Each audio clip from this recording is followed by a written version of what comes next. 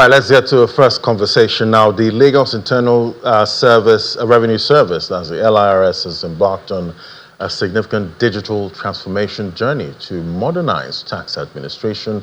This has involved implementing innovative technologies to enhance taxpayer experience, improve efficiency, and boost tax compliance. Let's get a sense of what to expect in 2025. Join us for this conversation with Mr. Aberdeen Konde. He's a special advisor to the executive chairman, Lagos Inland Revenue Service. Joining me right here in the studio. Great to have you. Good afternoon. Good afternoon, laddie. And Happy New Year. Wish you same. It's another year, and I guess the tax man is getting all the tools ready to do the collections, you know, in 2025. But we're seeing digital innovations here, technological advancements. Speak to me about, you know, what these advancements look like, you know, in 2025, and will we be able to use them? Because technology is one thing, using is another. Yeah, absolutely. Yeah. So you can put it in the right context. Essentially, what we have is that over time, technology has evolved, and what we have tried to do is to deploy it in such a way to make compliance easier and cheaper for the taxpayer. That is the goal, and that's what we do in LIRS. We tweak it from time to time to ensure that we don't have all those hiccups that are likely to, that comes up once in a while with technology, as it were. So 2025 is not going to be any different from what we have done. It's going to be a massive improvement on what the taxpayer experience of 2024. That one I can assure you. So are we seeing less human interaction? Absolutely. So what we are going to have is that it's a self-service option that we are making available to our taxpayers, because what they are supposed to do in interacting with us is to report their transactions, to pay their taxes, get their receipts, and then, of course, get their tax clearance certificate. That's what is at, and all those ones we have already automated. Right, and we know, you know, at this point, talking about automation, everything is in the form of an app. Now, at this point, are we expecting, you know, more apps? Yeah, what we have going forward is that we have a web-based service that is already deployed. However, the mobile app aspect of it will come under what we call the 2.0 of, you know, over time you upgrade from time to time your solution. So we're going to have that one deployed in the course of the year.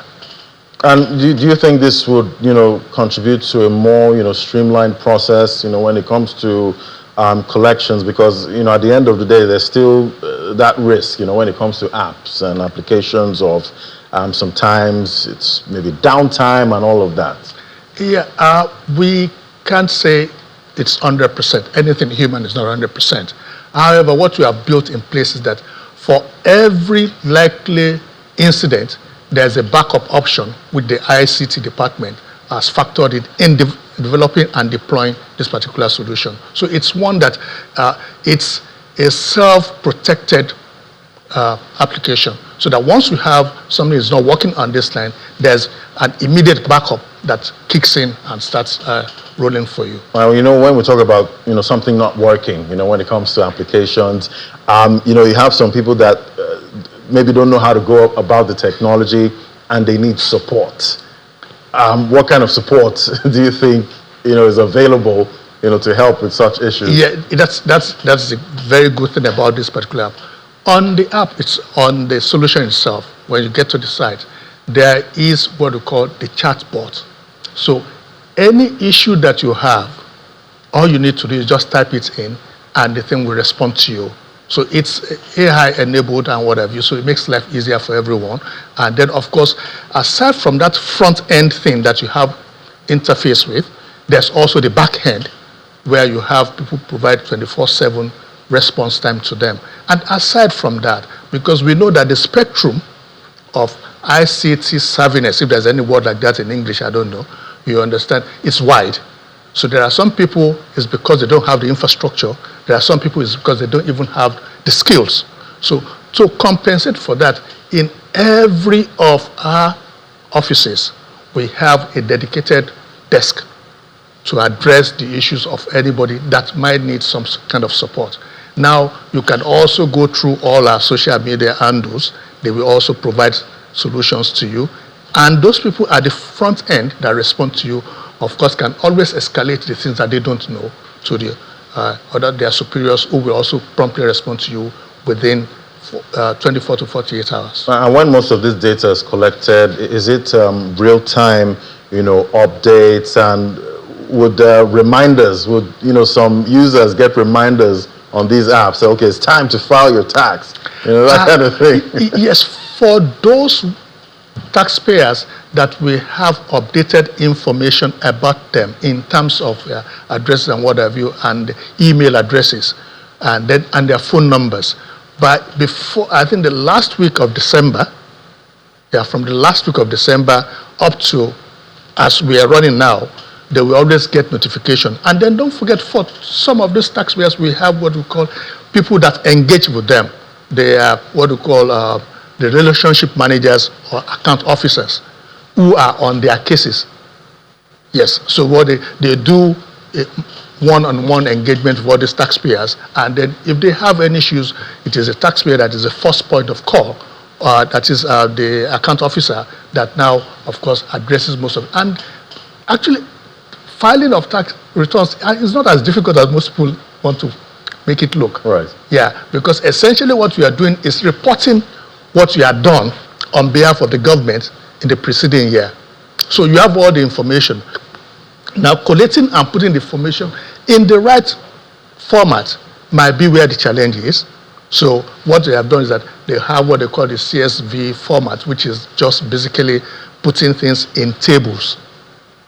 And those ones are easy to do because everybody can create table, whereas first we learn in primary school. But even if they don't have that capability, then we have people who are on ground that can provide assistance immediately. Right. And, when it comes to the internet, we always have people that try to take advantage, of platforms.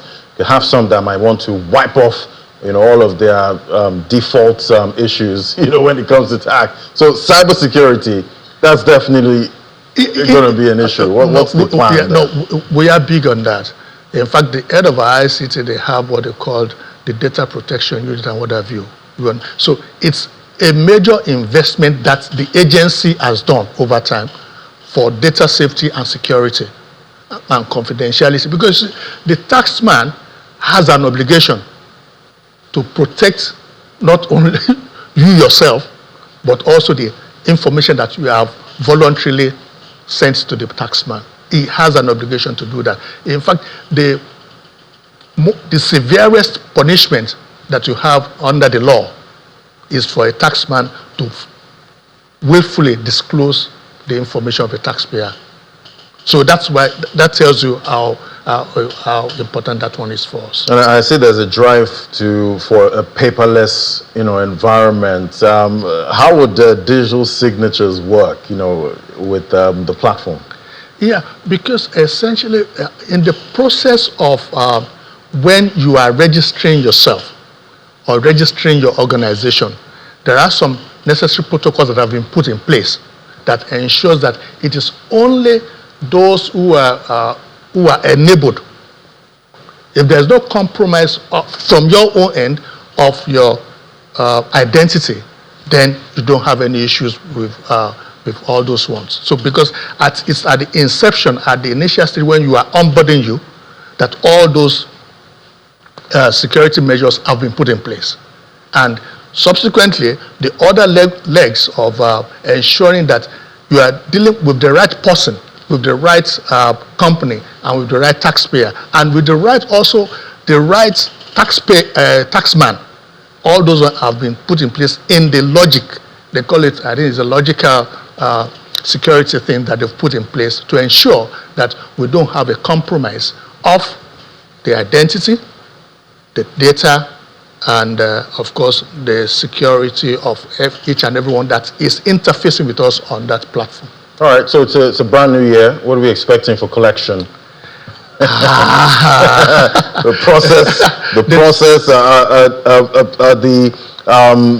The guys trying to pay their taxes, are they going to find it easier, in 2025? What are you seeing? Yeah, essentially, yeah, because sometimes mid last year, even the Lagos State government itself launched an LRP, Lagos Revenue Portal. It's also providing additional support for our own e-tax platform. So, and what it means also that they are going to have additional payment channels will be available to taxpayers. And also I can assure you that we have also invested in broadening the bandwidth that is available to taxpayers, so that the issue of, the bandwidth actually is just like a doorway. If it is wide enough, it can take 10 people at the same time.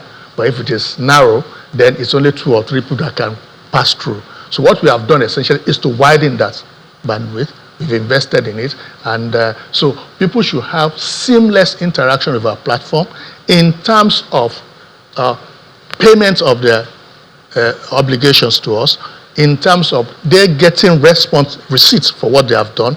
Also, because it's not only the revenue itself that matters to us, but we need to know, because most of the people that engage with us are actually agents of the taxpayer. So we need to have data of the actual taxpayer from whom you have deducted tax on behalf of the government, which we have not remitted to us, so that we can get back to them.